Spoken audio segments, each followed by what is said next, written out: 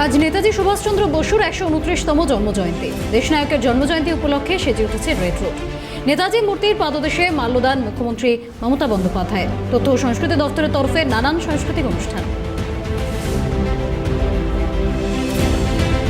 বিস্তারিত জানবো, আমাদের সঙ্গে টেলিফোন লাইনে রয়েছেন প্রতিনিধি খালেদ জামাল। খালেদ, নেতাজি সুভাষচন্দ্র বসুর জন্মজয়ন্তী উপলক্ষে রেড রোড রীতিমতো সেজে উঠেছে, কি ছবি সেখানকার?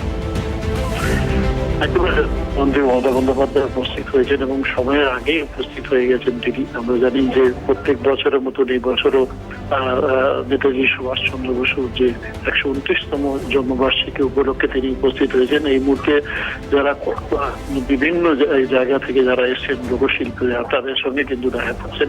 এবং তোমাকে জানিয়ে রাখি যে ইতিমধ্যে নেতাজি সুভাষচন্দ্র পরিবারের সদস্যরা তারা কিন্তু এসে পৌঁছে গেছেন। এক এক করে মুখ্যমন্ত্রী মমতা বন্দ্যোপাধ্যায় যত লোকশিল্পী যারা রয়েছেন তাদের সঙ্গে দেখা করছেন এবং তারপরে কিছুক্ষণের পরে তিনি মঞ্চে উঠবেন।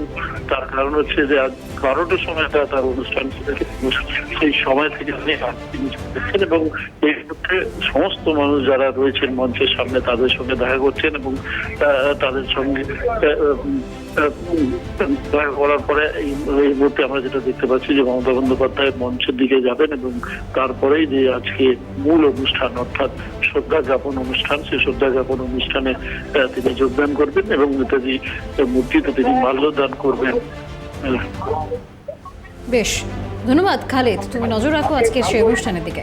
আমাদের সঙ্গে ছিলেন প্রতিনিধি খালেদ জামাল।